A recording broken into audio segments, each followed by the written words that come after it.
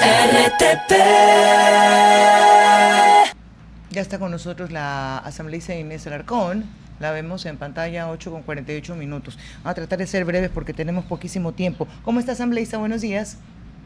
Hola, ¿cómo están? Muy buenos días. Qué gusto compartir esta mañana con ustedes. Saludos a Gracias. toda la audiencia. Gracias. Vamos a conversar sobre esta ley que ya ha sido aprobada, 84 votos, les fue muy bien, para modificar, cambiar, rehabilitar este sistema penitenciario. Lo que ustedes proponen en la ley ataca los problemas estructurales que tiene hoy el sistema de rehabilitación del país. Sí, pero bueno, hay que partir de que nosotros tenemos un problema sistemático y estructural en nuestros centros penitenciarios. No es un problema coyuntural, no es un problema únicamente de infraestructura o hacinamiento, es un problema de cooptación criminal en los centros penitenciarios y para eso es fundamental tener una normativa que le permita al SNAI, el Ministerio de Interior, quien es hoy la cartera que está a cargo del SNAI, tomar decisiones acertadas, oportunas, para poder evitar cualquier tipo de vulneración que se presente en los centros penitenciarios, como por ejemplo los motines. Y para ello hemos visto fundamental actuar en ejes que permitan tomar el control total de los centros penitenciarios. ¿Qué está pasando hoy? Que si ustedes recuerdan, hasta antes del presidente Noboa, nosotros podíamos ver que en los centros penitenciarios existían piscinas, existían suites, incluso hasta discotecas en los centros, en los lugares que estaban destinados para el descanso de los guías penitenciarios. Después de que el presidente Noboa declara el conflicto interno armado no internacional, procedemos a militarizar las cárceles con la ayuda también de la Policía Nacional.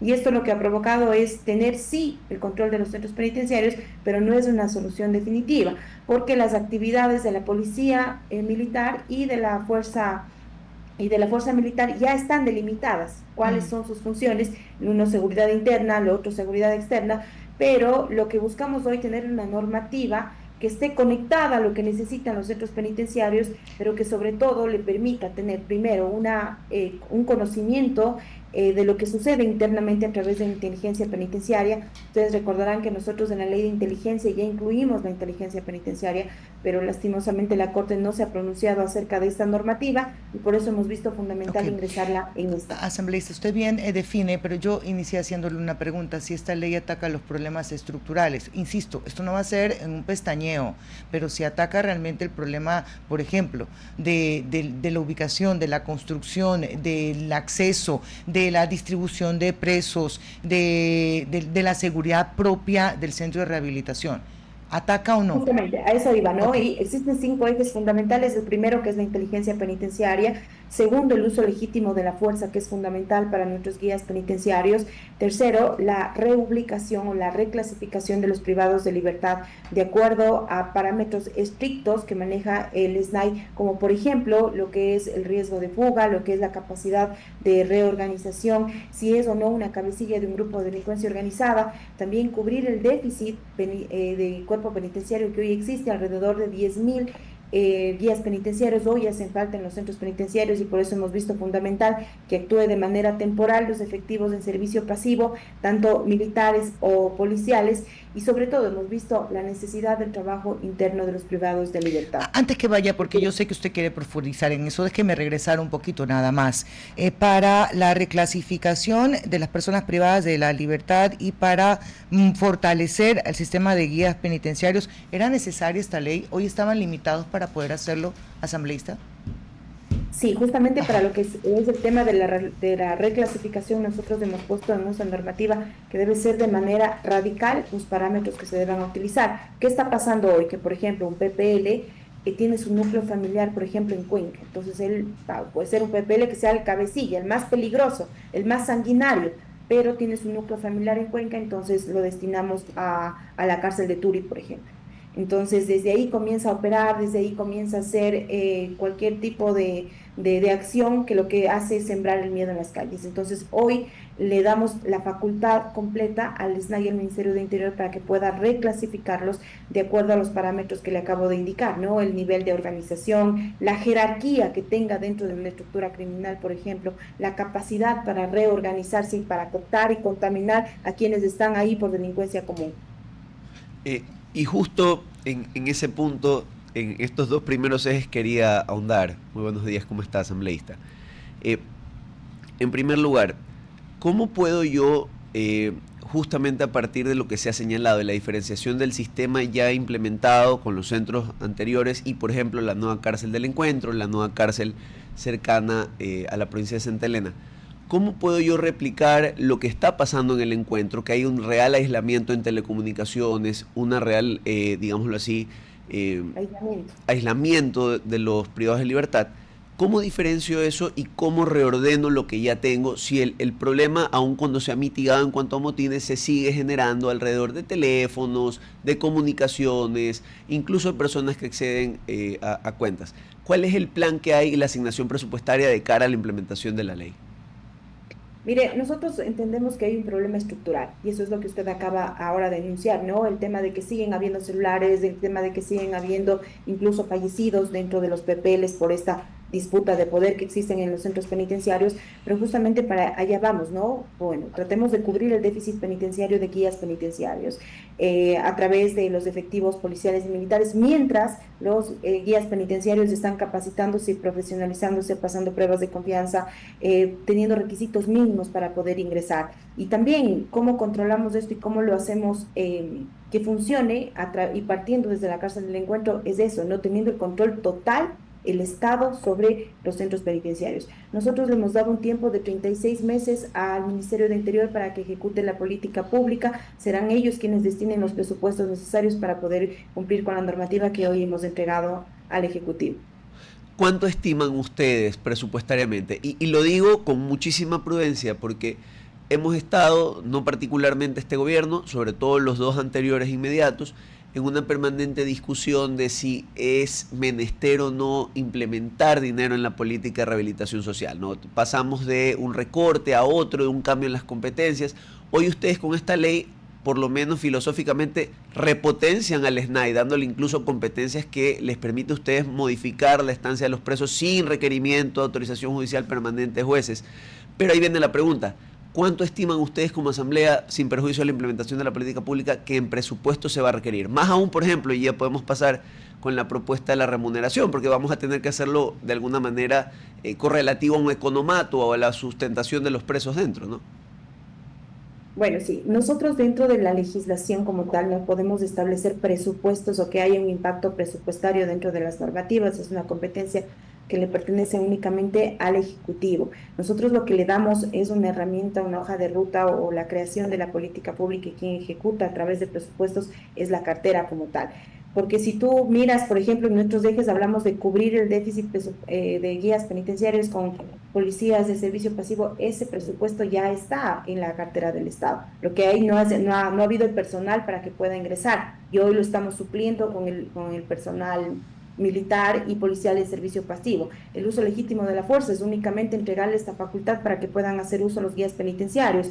La reubicación o reclasificación de precios igual es una acción que debe venir articulada y coordinada desde el Ministerio de Interior para que lo pueda ejecutar el SNAI. Si hablamos del sistema de inteligencia, que nosotros creemos que es fundamental, si bien es cierto, se va a implementar un sistema de inteligencia, pero nada más es un tema de coordinar, articular y darle las herramientas necesarias para que pueda actuar el SNAI. De ahí, si nos ponemos a hablar de cuántos son los montos que se gastan en cuanto a rehabilitación, solo los PPLs, nosotros de lo que hemos revisado, más de 40 millones de dólares únicamente en alimentación, por ejemplo, por ponerte un número ahí de todo lo que implica tener ser garante de los derechos de los privados de libertad.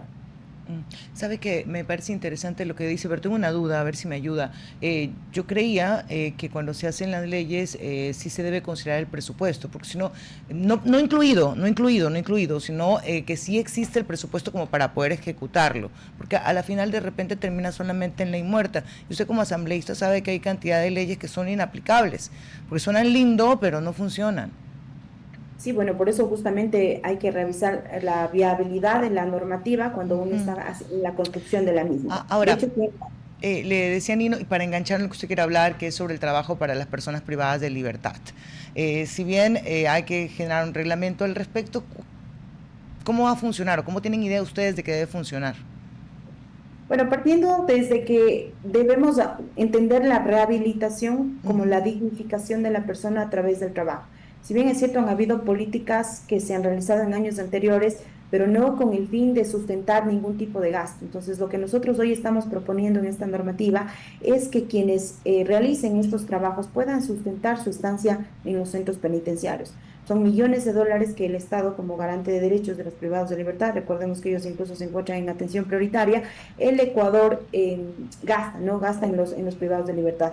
Entonces, nosotros hemos visto la necesidad de que ellos sustenten sus gastos a través del trabajo que puedan realizar en los diferentes centros penitenciarios. Pero para eso es fundamental que haya una correcta reclasificación.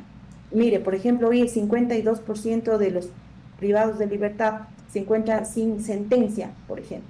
El 52% de quienes están detenidos, entonces eso lo que provoca es este hacinamiento descontrolado en los centros penitenciarios. Si bien es cierto, nosotros hemos hecho ya un llamado al sistema de justicia para poder ir teniendo el control acerca de quienes están ahí con sentencia, quienes no, y quienes podamos hacer una depuración completa del sistema penitenciario que va sumando para que este descontrol que se ha venido dando durante mucho tiempo en los centros penitenciarios podamos tener el control total. Okay. Ahora, las actividades que puedan realizar serán determinadas por el Ministerio de Interior. Nosotros hemos puesto como ejemplo la carpintería, hemos puesto por ejemplo la soldadura, la pintura, la costura, ya, diferentes actividades. Pero todo dentro del centro de rehabilitación, todo dentro. Sí, puede ser dentro del centro de rehabilitación, también pudiera existir fuera, pero obviamente tiene un costo también. Reclasificación. Tiene un costo también de control. Y claro, por supuesto, ese sería el primer paso. Por eso yo iniciaba preguntándole por qué no se ha podido hacer la reclasificación. Yo sé que eso depende también del SNAI y el sistema de justicia. Y lo otro, ¿cómo va a ser? Porque imagínense, pues, son ¿cuántos? 10.000 personas privadas de libertad, digamos que se puedan ubicar a 1.000. Yo sé que estos son planes pilotos y progresivos, pero el que no trabajó no comió, ¿o cómo va a ser? Sí, bueno, en realidad lo que nosotros estamos buscando aquí es que ellos puedan generar y sustentar sus recursos para pagar la permanencia en los centros penitenciarios. Tenemos una política de cero ocio, lo que va a permitir que haya menos contaminación, que haya menos corrupción y que podamos en realidad garantizar el derecho a la rehabilitación. Sí, queda clarísimo, pero decía yo ya en la aplicación, en seleccionar quiénes primero, ellos ya están trabajando, están cubriendo sus gastos, ¿qué pasaría con los otros? Y aquí aprovecho y le digo, en esa ley se iguala a personas con sentencia que personas privadas con prisión preventiva, ¿se iguala en el tratamiento? Justamente eso es lo que vamos a determinar, ¿no? Okay. Y justamente por eso nosotros hicimos un llamado al sistema de justicia, y a eso me refería, que el 52% de quienes están detenidos no tienen una sentencia. Entonces, para ellos no corresponde el trabajo. El trabajo es únicamente para quienes ya tienen una sentencia en firme y para quienes nosotros podamos hacer una reclasificación real de los privados de libertad. Asambleísta, muy brevemente y tal vez un poco pues luego en la faceta de fiscalización alrededor de este proyecto que han generado. Hemos escuchado, por ejemplo, cárceles como la del Oro que están siendo deshabilitadas para poder ser restablecidas. Hoy tenemos un complejo penitenciario que en materia de comunicación tiene problemas porque está cerca de zonas de vivienda. ¿Cómo han pensado incluso de cara a la reclasificación, tal vez reordenar el manejo de las cárceles a nivel nacional, un sistema, como usted bien señalaba, de en casos de mucha peligrosidad, separarlo de su entorno natural a estas personas? Lo digo porque si bien yo sé que la iniciativa es legislativa, a la larga ustedes van a fiscalizar también los resultados de esta ley. Correcto. Sí, bueno, esa es la finalidad, ¿no? Y por ejemplo, y por eso hemos establecido un tiempo que nosotros creemos que es oportuno para que pueda cumplirse todas estas políticas públicas. Muy pocas veces el legislativo le da un tiempo o determina un tiempo para que las carteras puedan ejecutar la política pública, y nosotros entendemos que es un tema de preocupación nacional, que hoy la seguridad es la primera preocupación del país, y bueno, la seguridad también depende de que el Estado pueda tener el control en los centros penitenciarios. Y en efecto hay que hacer una reestructuración y depuración completa en los centros penitenciarios. Ya el Ministerio de Interior lo viene haciendo, el SNAI también han detectado que hay centros penitenciarios como el de Machala, que bien usted lo dice, que está ya completamente deshabilitado, en donde se han proporcionados muchas de las acciones que se han venido dando por parte de los grupos de delincuencia organizada, se habían venido realizando desde ahí. Entonces hay que detectar justamente en dónde están estas falencias y comenzar a tomar decisiones reales. Y una de estas, esta ley enviada al Ejecutivo bueno, estamos esperando el veto o a su vez ya la publicación en el registro oficial. Doctora, gracias por haber estado con nosotros. Que tenga un buen día. Muchas gracias, gracias. Un abrazo fuerte. Gracias. Vamos a la pausa y ya regresamos con más aquí en la mañana en RTP. RTP.